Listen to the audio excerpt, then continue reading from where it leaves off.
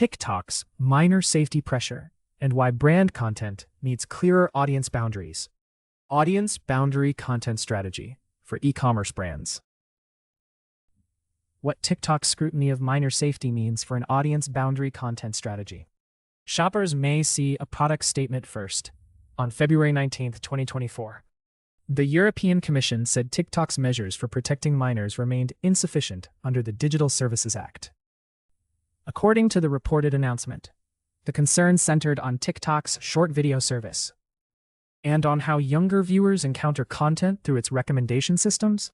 TikTok's safety review puts audience boundaries on every store owner's checklist. The Commission's Digital Services Act material on the protection of minors highlights age assurance and design choices.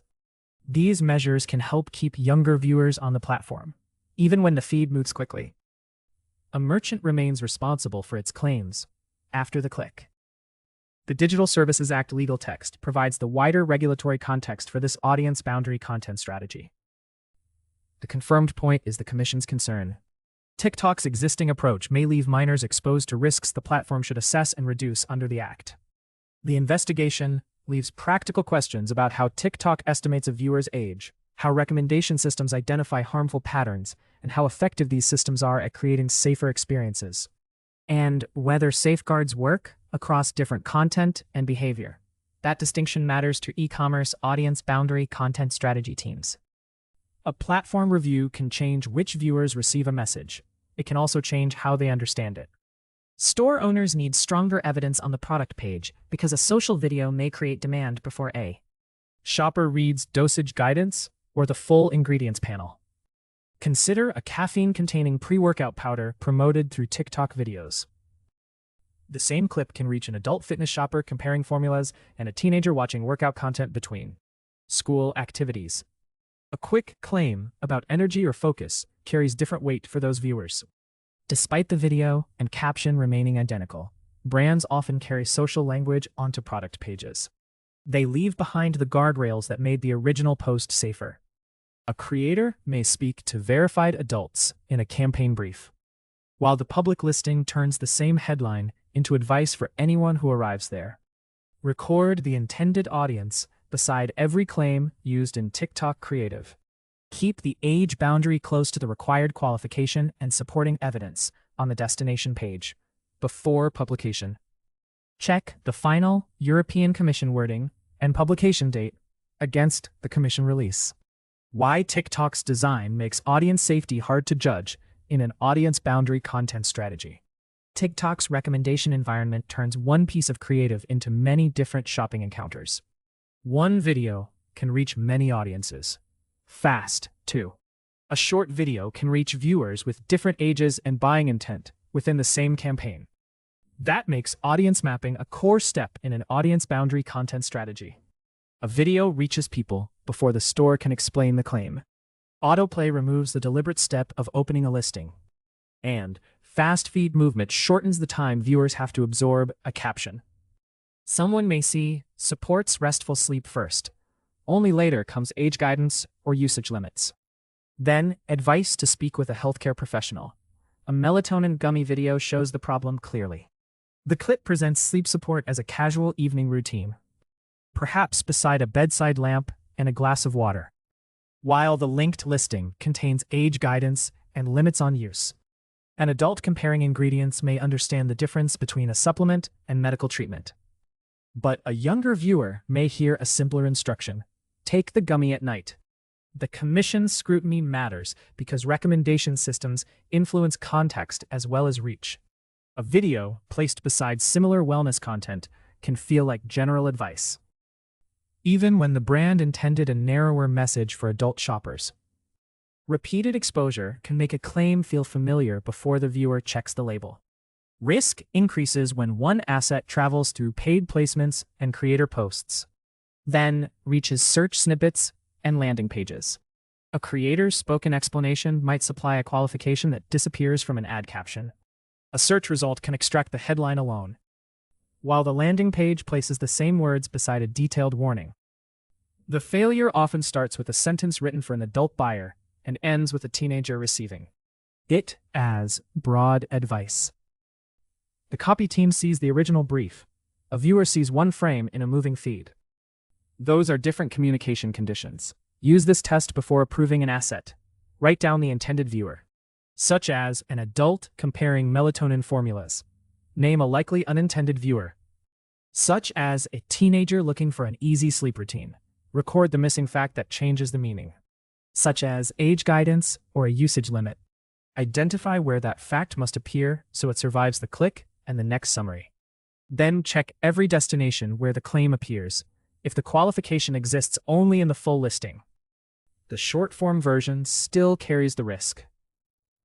Use this audience boundary content strategy guide to connect the review to the broader content workflow.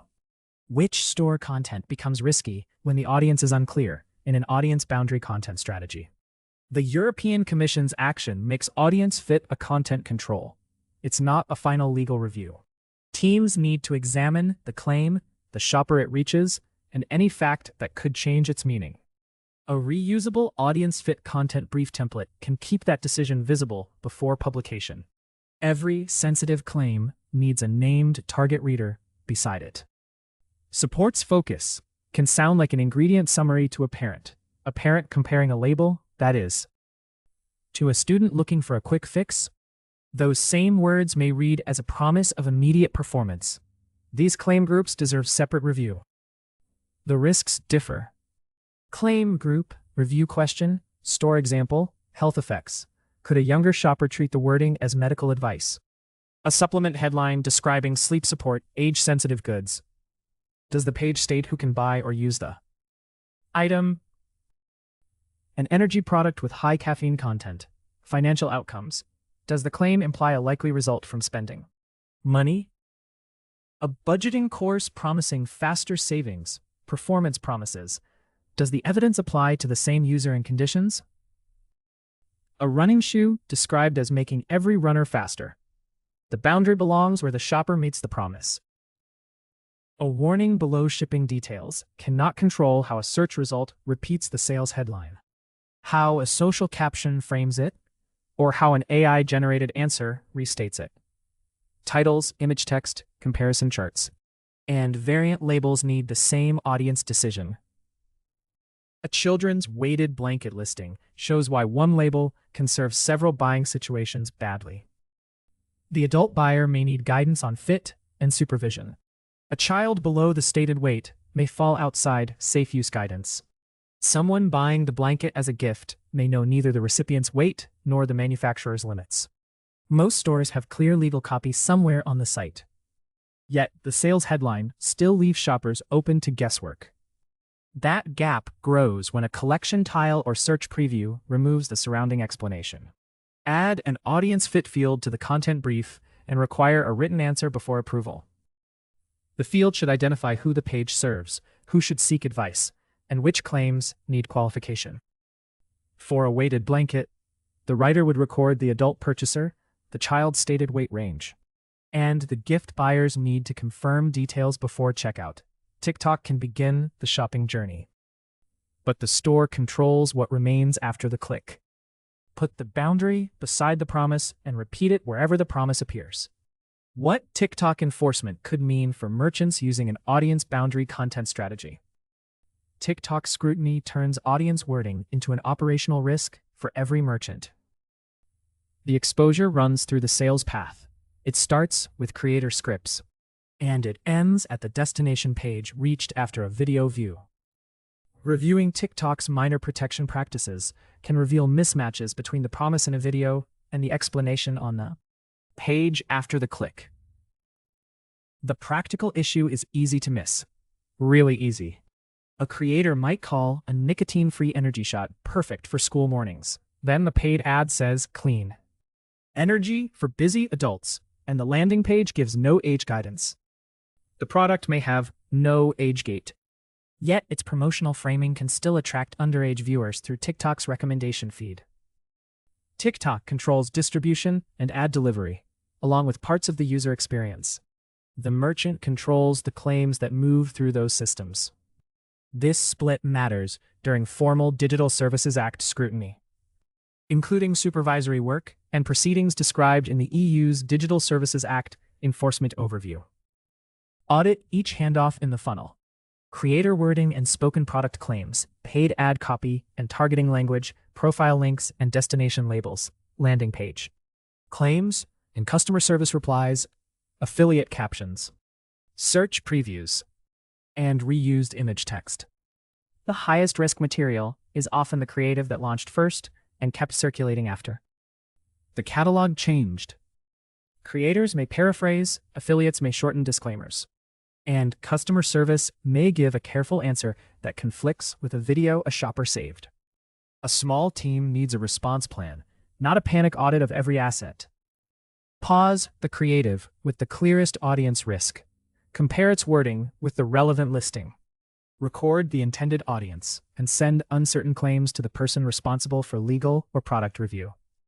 A documented content approval workflow for audience boundaries makes that handoff easier to repeat for an age-sensitive product. Keep a dated approval record containing the accepted language for the target group and approved claims, along with the required limits. Store it beside the campaign brief so a new creator can follow the approved wording after launch. That record gives the team something useful when enforcement priorities change or questions arrive. The operational lesson is simple. Merchants need one clear boundary that survives every handoff. A nicotine-free energy shot can remain available for general purchase, while its marketing avoids school-age cues and youth-oriented promises. How vague content creates expensive support work in an audience boundary content strategy. Vague language turns a simple product question into a support workflow. A shopper sees a compression sock described as improving circulation. Then they ask whether it suits recovery after surgery.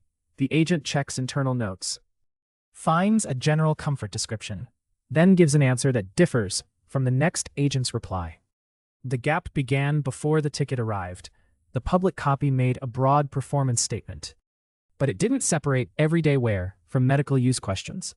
A shopper can read "improve circulation" as a guarantee. The merchant intended to describe light compression and a more comfortable fit during travel. That confusion produces avoidable returns and complaints. One buyer might expect relief from a diagnosed condition. Another expects a softer sock for a long flight. Same SKU, different expectations. The target group boundary was left unstated. Support teams often reveal content gaps faster than analytics dashboards.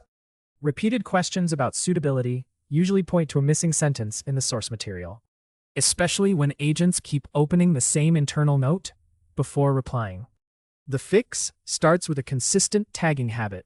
Record what the shopper misunderstood, identify the claim involved, mark where the wording appeared, and note the ticket outcome. That record lets the content owner repair the source instead of asking support to answer the same question. Forever. A support content framework for audience boundaries can connect those tags to page updates. Tag, what to record. Compression sock example. Content fix. Audience. Who the shopper thought it suited. Post-surgery recovery. State everyday wear limits. Claim promise the shopper relied on. Improve circulation. Separate comfort from medical guidance. Location where. The wording appeared. Product detail section. Revise the source sentence. Outcome. What happened after contact. Return request or escalation. Add a support note and page link. Everyone who summarizes a catalog needs the same source boundary, whether they're an agent or using automated writing systems. To learn more, visit heysprite.com today.